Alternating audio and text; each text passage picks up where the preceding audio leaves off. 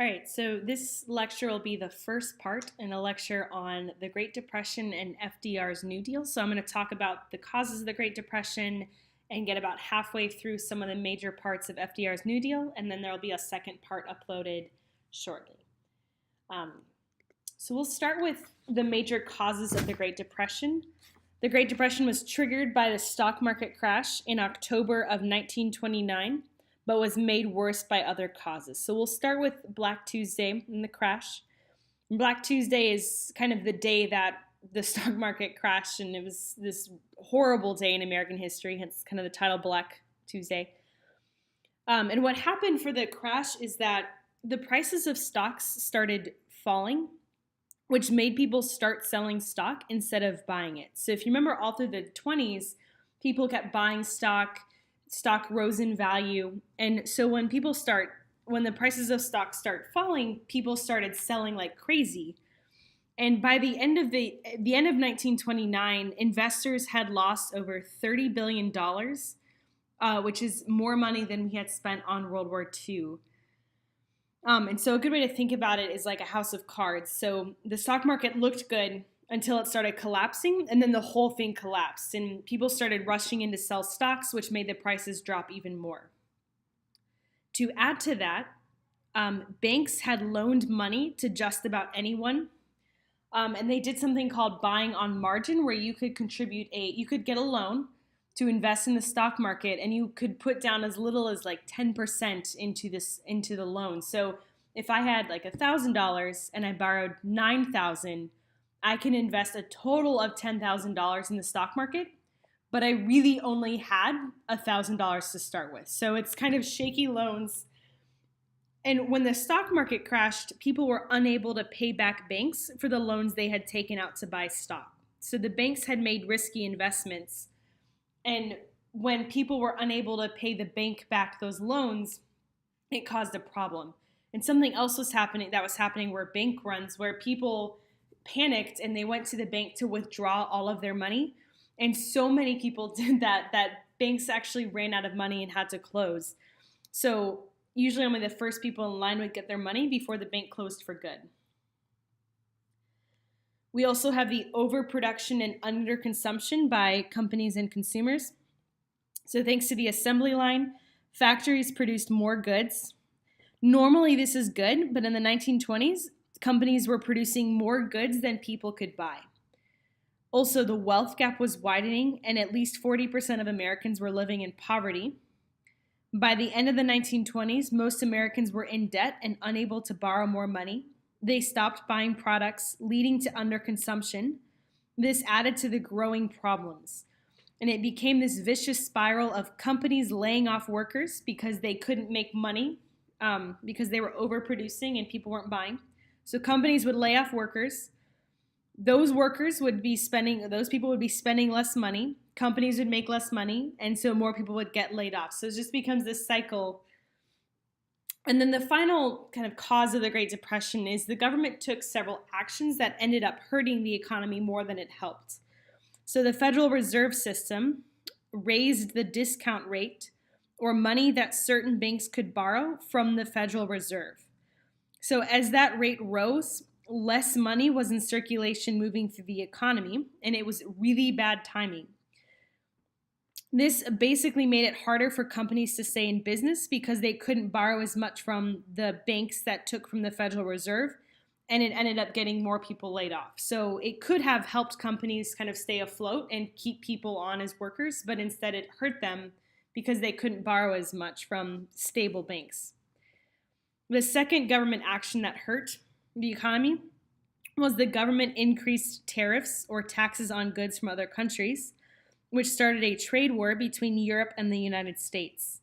It was meant to protect U.S. businesses, but ended up hurting the economy more because European countries were also going through a depression and recovering from World War I, and they couldn't pay back the loans that the U.S. had given them during World War I because they weren't making as much money selling their goods to the U.S. due to the tariffs.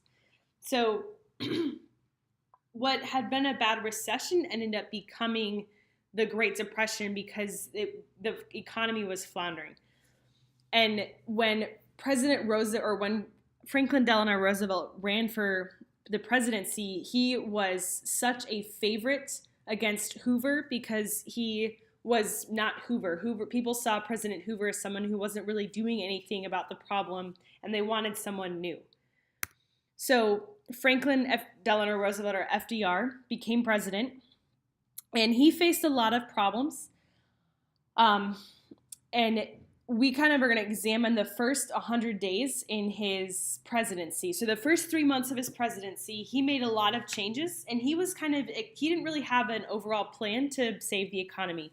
He just tried a number of small experiments to see what would work and what would fail. And if something worked, they would keep doing it. If it failed, they would stop. So he kind of was experimenting with the economy. So we'll start with and a lot of the things that he did were trying to prevent something like this from happening again and to help out American families. And the big change with FDR is that after the Great Depression, after FDR's presidency, the government became more involved in companies and industries and people's lives than it had ever before. All right, so we'll start with the banking laws. So due to the banking crisis and the Great Depression, at least 10,000 banks in the U.S. failed and had to close their doors. So all of the money in those banks were lost. People lost their life savings, and businesses didn't have anyone to borrow from, so they were shaky. Roosevelt's goal was to restore confidence in banks, and he tried to convince people that banks were safe. So any banks that were still around when Roosevelt became president were solid banks. And he ended up declaring a bank holiday in which all the banks were closed, and teams of accountants went into the banks to see their records and see if the banks were healthy or not. At the end of the holiday, only the safe banks could reopen. And the night before they reopened, Roosevelt got on the radio and said that he could guarantee that Americans could safely invest and put their money in banks. So people felt safer about putting their money in those banks. And FDR also had the FDIC. And the purpose of that is to insure banks. So if a bank that is FDIC insured fails, the government will give people back their money. There is a limit, but it was kind of a way to make sure that if a bank failed, people didn't lose everything. Now, in return for being insured, those banks have to let the government supervise their actions. So again, we kind of see this increase in government involvement. Roosevelt also set up the CCC, or the Civilian Conservation Corps, and that was to provide young men aged 18 to 25 who were single to start doing jobs around the country. And it was mostly manual labor. The CCC provided 2.5 million jobs throughout the country. And they did a lot of work on roads, parks, bridges, post offices, courthouses. If you go to the Grand Canyon, the trails in the Grand Canyon were built by the CCC. Skyland Drive was built by the CCC. So we still benefit today from the work that these young men did. And how it was designed to help is those young men would be paid $5 a week for their work, but more money would be sent back to their parents. So I think in the documentary we watched, the men would be paid $5, and then $25 would be sent back home to their families. And the men were given shelter, food, job training, and the opportunity to further their education. And it also gave them a sense of pride because they were helping their family and contributing to society. So it was a way to provide 2.5 million jobs to men across the country. Roosevelt also set up similar projects or similar programs. So one program was the WPA Theater, which hired actors and writers to put on shows to provide entertainment for people and to work for others. There was another research program which sent young history students to interview people who had been slaves before the Civil War. And a lot of what we know about slaves' point of view comes from those interviews. So again, different jobs set up for people to be productive and contribute to society. And those additional programs set up another 4 million jobs. Moving on to the farm programs. So remember, farmers had a lot of debt from World War I. So farmers had a lot of debt from World War One, and were really struggling and struggled even more during the Great Depression. So the Agriculture Adjustment Act, or the AAA, paid farmers to plant less crops and to get rid of extra crops or surplus crops.